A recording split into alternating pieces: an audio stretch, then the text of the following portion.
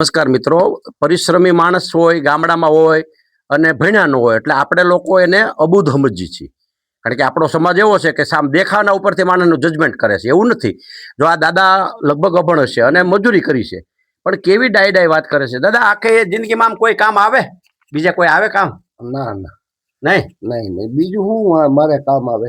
એમ નહીં, આખા જગતમાં જગતની અંદર હું છેલ્લે શું આવે? બસ છેલ્લે ભગવાન શ્રી રામ આવે. એમને હા, મારા નાથ સિવાય ઉધાર નથી કોઈનો. નહીં. મારા નાથે ઉઠ્યું કીધું છે હા, કે મારું ભજન કરો ને હમ.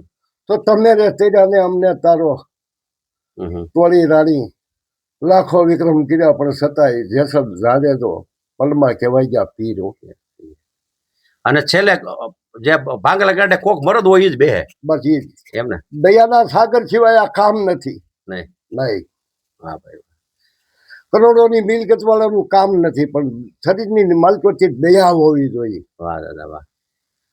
એમ તમારા શરીરની માલકો ભલે તમારે દુનિયાની માલકોથી તમે ફાળા મોકલતા છે, પણ આ ભાંગલ ગાડે તમે બેહો કે લાખો ગાઉથી તમે અમને ગોતતા ગોતતા આવો, એ મારા રામ કહેવાય, મારા બાપ. એમ ભગવાન મોકલે દાદા? કોણ મોકલે? ભગવાન. પણ ભગવાન અહીંયા મોકલે, પણ તમારા શરીરમાં મારા રામની દયા છે. હા, દયા છે, ઈ ઉત્પન્ન છે તમારા શરીરમાં મારા ભગવાન છે. વાહ ભાઈ વાહ. અને તમે ને અમારા ભગવાન દેખાય છે, પણ અમને તમારી અંદર ભગવાન દેખાય છે. અમે શું મારા બાપલા. અને તમે ભગવાન છો મારી માટે. તમે આવો, મારું અંતર ખૂબ આનંદમાં દાંત કાઢ્યો. એવું ને? અને જિંદગીમાં આમ જો દુઃખ સુખ તો મારો રામ તારે. આપણી કષ્ટી છે તે આપણે ભોગવવી પડે. વાહ. અને તમારો અમે આભાર માનીએ છીએ કે મારો રામ, મારો ભોળોનાથ શ્રી ભગવાન મહાદેવ ખૌનું સારું કરે. બસ સુખ ને શાંતિ સંપત્તિ તમારા બાલ બચ્ચાને આપે. અને મારો રામ. તમે દાદા રાજી થાવ છો ને? અરે પણ એની વાત આવતી ખુશી થાવશે. એવું? હા, કોઈ આ કીટ આવે ને હું રાજી ન થાવ, પણ મારે ઘરે મહાદેવ આવે ને એટલે મને એમ કહે છે કે મારા રામ આવે, મારા ભગવાન આવ્યા, ભગવાન આવ્યા મારા બાપા. મિત્રો, હું તમને આમંત્રણ આપું છું. જે લોકો મને 25,000 50,000 લાખ રૂપિયા આપે છે, તો આપણા એક મિત્ર છે શાસ્ત્રીજી શાંતિભાઈ જોશી, એને આપણે બહુ મોટી રકમ આપી છે. આ બધાય જેટલા દાતાઓ છે એને એક હું હૃદયથી વિનંતી કરું છું કે આપ થોડોક સમય કાઢો અને મારી ભેગા આવો.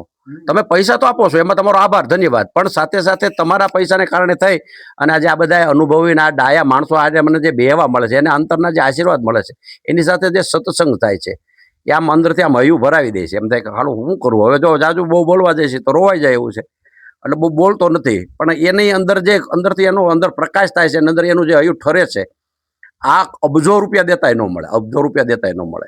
અને આ બોલવાનો વિષય નથી, આ અનુભૂતિનો વિષય છે. હું બોલું છું ને, મારે આંખમાં આંસુ છે, બરોબર, પરંતુ બોલવા કરતા તમારે જો આની અનુભૂતિ લેવી હોય, તમારે આનું ફિલિંગ અનુભવવું હોય, તો તમે મારી ભેગા આવજો. એક વખત સમય કાઢીને આવો, આપણે બધે ફરી આ દુનિયા તમને હું દેખાડું, બરોબર, તો જ તમને આનો અનુભવ થશે. સાક્ષાત પરમાત્મા આપણી સામે બેઠા છે, ભગવાન બેઠા છે.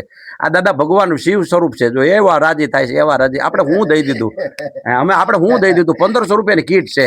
1500 રૂપિયાની કીટમાં ક્યાંય જિંદગી હાલવાની છે, પણ એ જે રાજી થાય છે એના ચહેરામાં તે મને સાક્ષાત મહાદેવ દેખાય. આ બહુ સ્પષ્ટતાવાળી વાત કરું છું. એના ચહેરા ઉપર, દાદાના ચહેરા ઉપર મને સાક્ષાત મહાદેવ દેખાય છે. બીજે મને ક્યાંય મહાદેવ દેખાણા નથી. હું આખી જિંદગી કર્મકાંડ કર્યું છે, પણ મને આમાં મહાદેવ દેખાણા છે. તો આવા મહાદેવોના, આવા માતાજીઓના દર્શન કરવા હોય તો કોક વખત આવો, મંદિરે મૂકીને તમે મેદાનમાં આવો પાનબાઈ, પછી તમને દેખાડું હું દુનિયાનો દેશ.